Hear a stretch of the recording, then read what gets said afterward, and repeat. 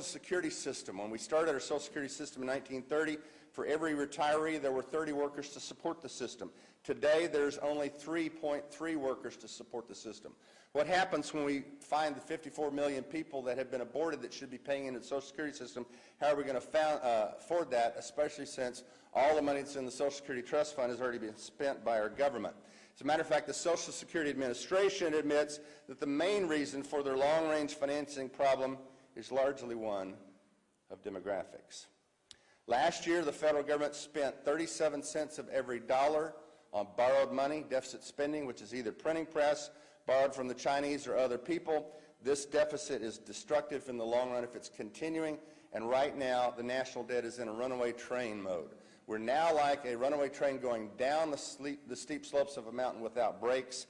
The national debt is set to compound to $20 trillion by the year 2015. Now you ask the question, how does this have any impact? What does it have to do with abortion? Let me give you some brief statistics.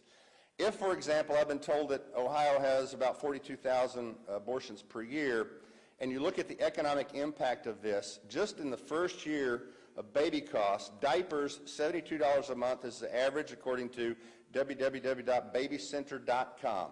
That's $864 a year, $17 million worth of economic activity if you could save 20,000 of those 42,000 abortions. If you include wipes, formulas, baby food, bottles, clothing, medicine, toiletries, car seats, strollers, diapers, cribs, and changing tables, those 20,000 aborted babies would have produced $203,000 of economic growth for the state of Ohio.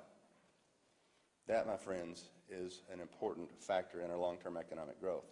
How do we support the federal debt? Here's the birth curve as we see it. The baby boomers in the middle, the 76 million born between 1946 and 1964, the baby bust generation after we started abortion, and then the echo boom afterwards. By the way, we have better long-term demographics as we get further out into the century, but it's creating a bust in this environment today.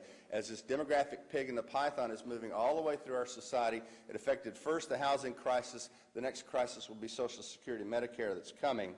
But if you add the number of abortions that have occurred to see what the population curve would look like to help support Social Security, Medicare, and all of our other systems, not counting, best estimates are about $37 trillion worth of economic growth that has been aborted over the last 40-plus years.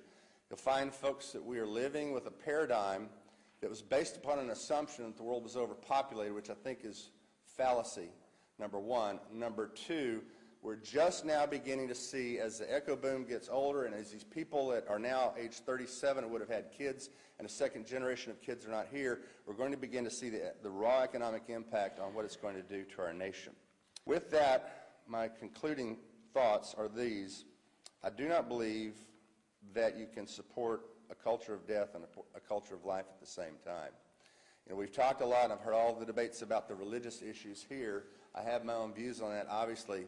But you can support almost anything with certain religious views. The Christians in the South use the Old Testament to support slavery. Ultimately, what you will find is the truth with a capital T is going to win out. The data is irrefutable in terms of the fact that prosperity, economic prosperity, is associated with increasing populations, such to the point that the Europeans are panicking. The Germans are paying people to have babies now. The Russians are paying the equivalent of $9,200 per year U.S.